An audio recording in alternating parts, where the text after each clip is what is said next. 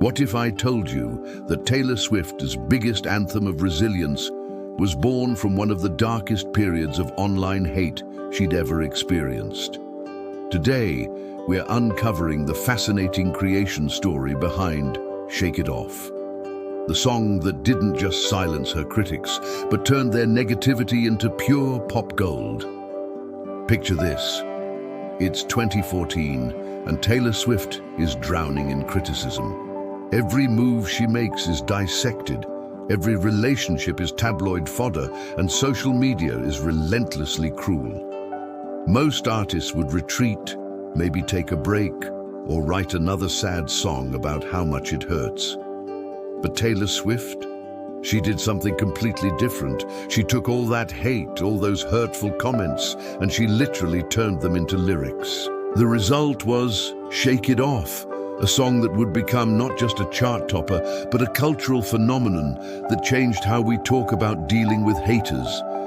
To understand how Shake It Off came to be, we need to go back to early 2014. Taylor was preparing for her biggest career transformation yet, the complete shift from country to pop with her album, 1989. But the transition wasn't just musical, it was personal. By this point, Taylor had endured years of what she would later call slut-shaming in the media. Her dating life was constantly scrutinized, and she was painted as someone who collected boyfriends just to write songs about them. The narrative was exhausting and, frankly, sexist. According to Swift, if her previous song Mean was where she assumed victimhood, Shake It Off found her in a proactive stance to take back the narrative and have a sense of humor about people who kind of get under her skin and not let them get under her skin. But the breaking point came when Taylor realized something profound. She could either let the hate consume her, or she could use it as fuel. And that's exactly what she decided to do.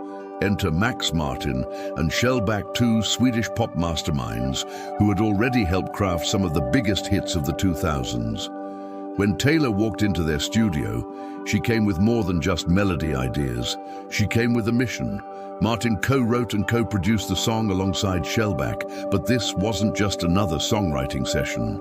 Taylor had been collecting phrases, comments, and criticisms that people had thrown at her over the years. The genius of the writing process was how methodical it was. Taylor and her collaborators took the actual language of her critics and flipped it. Instead of denying the accusations, she owned them with such obvious irony that it exposed how ridiculous they were.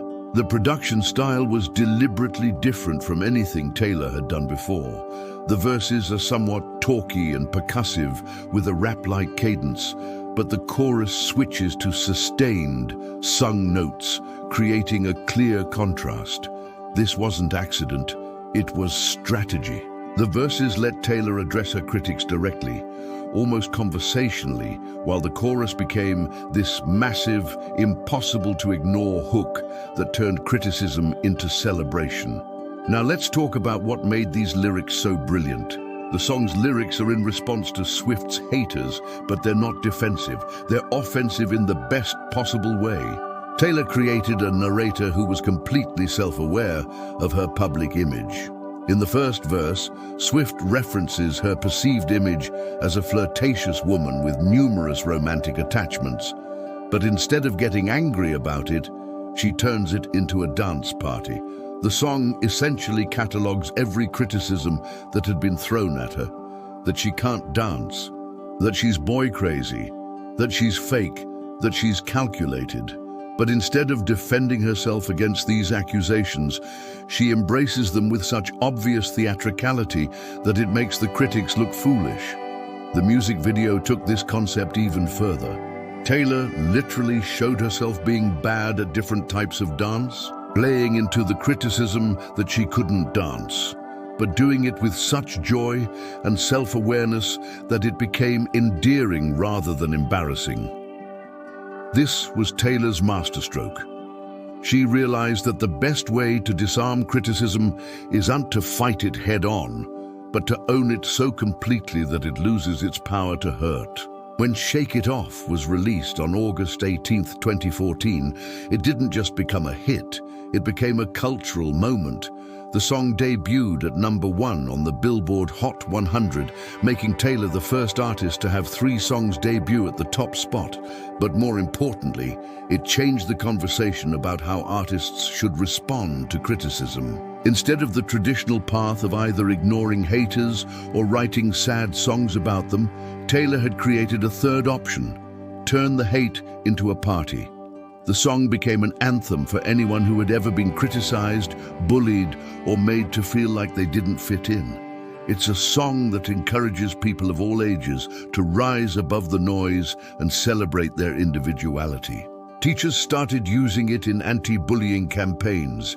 It became a staple at sporting events, and it gave millions of people permission to not take themselves or their critics so seriously. The impact went beyond music.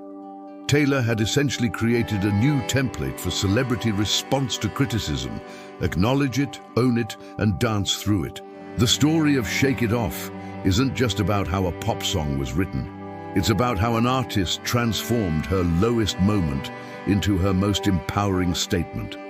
Taylor Swift took everything the world was saying about her and turned it into a reason to dance. She proved that sometimes the best revenges aren't a dish served cold. It's a 3.5-minute pop song served with a smile and a dance move. Shake It Off became more than just Taylor's comeback. It became a masterclass in resilience for an entire generation. The next time someone tries to bring you down, remember Taylor's lesson. Don't let them get under your skin. Instead, shake it off and maybe write a #1 hit about it while you're at it. What's your favorite line from Shake It Off? Let me know in the comments, and don't forget to subscribe for more stories behind the songs that changed everything.